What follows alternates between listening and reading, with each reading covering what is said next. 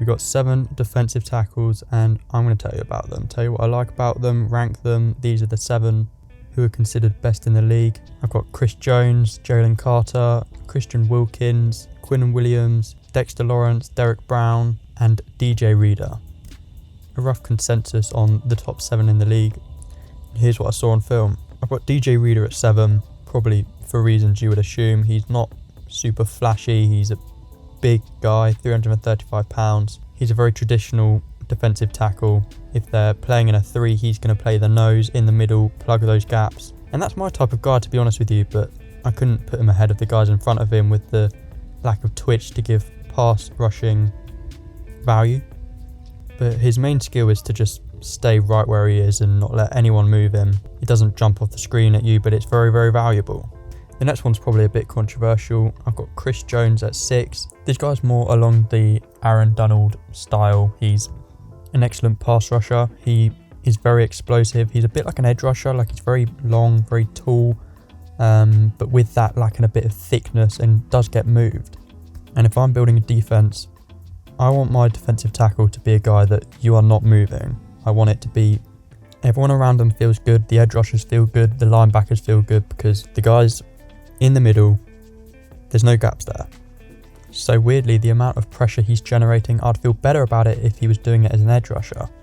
As a defensive tackle, I feel like it comes with a bit of a caveat that he's not doing the stuff I want from a defensive tackle. So I've got Jalen Carter at 5. This one's tricky because it's all potential.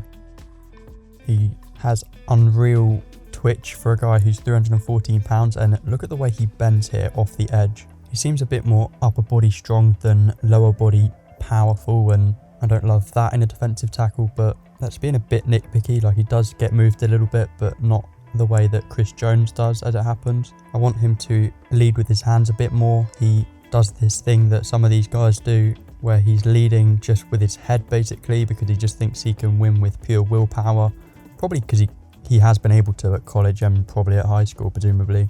But once he nails the technique stuff, he's going to unlock a whole new world of potential. He said he's going to improve his conditioning for next season as well. I did notice that certain moments he looked a little bit more fatigued than you would want, but I don't want to overthink it too much. The guy's twitchy, powerful to a freakish extent. I think that'll work. At 4, we've got Christian Wilkins, big time contract with the Raiders.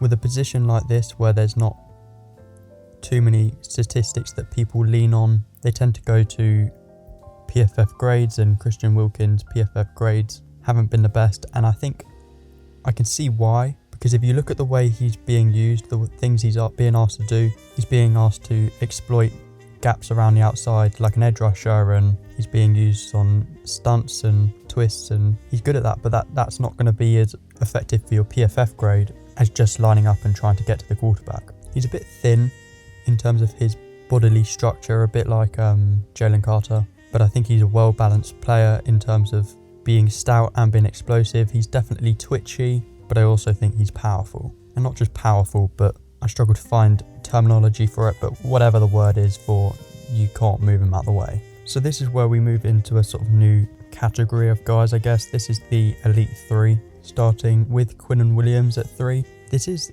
a guy who defends the run like a pass rusher. And I realise that sounds weird, but he isn't going to go through you as a guard. Even when defending the run, he's going to get around you some way. So like, he kind of uses that pass rushing toolbox to defend the run. He is a little bit too happy to let the blocker shift him where he wants him to go. He kind of just rolls with the momentum of the block as opposed to going, I'm bigger and stronger than this person, I'm going to go through. But he's a great pass rusher and definitely has value against the run, but just not as much as the 2 guys I'm about to talk about. Derek Brown at 2. Absolute beast. Will get completely overlooked because pass rushing value is not exactly where it's at with him. He will provide some passing value just because he's so strong that he'll just push through the guard sometimes, but he's not that twitched up guy who's going to be generating pressure like a Aaron Donald or Chris Jones, who we spoke about earlier. In fact, the only guy who's probably on par with him in terms of pass rushing value is DJ Reader on this list, but he's a much more dominant version of DJ Reader. He's completely immovable, and not only immovable, but he will move you. This guy is just the ultimate clogger. So you can understand why this guy doesn't grab headlines with the title I'm giving him as a big fan, The Ultimate Clogger. But it's as valuable as a flashy wide receiver 1, it just isn't as eye-popping. And then coming in at 1 is Dexter Lawrence. Not only is this guy my cup of tea in terms of being big and stout, but he is just so clearly more dominant than these other guys. He's in his own world, in his own category of player. He leaves me kind of speechless, literally, because I don't know what to say other than he is just going through guards. You can't move him. He has pass rushing value as well, even though he's not super twitchy. He's going through you, so of course he has pass rushing value because he's just too much to handle. You have to double team him. If you take him one-on-one, he kills you almost every time. And then even when you double team him, he's often going to find a way of doing his thing. So the guy is just an animal. So this is the ranking, not the sexiest position group, but one I actually really enjoy evaluating because it's a bit of a grind, but I think I enjoy evaluating positions where there's a bit of unknown because you have to watch it. The stats aren't there necessarily, like I said earlier, and I find it fascinating just digging into it and finding out who the best ones are. So we'll definitely come back to this position. Those are the 7 so far. Thank you for tuning in, and I'll see you next time.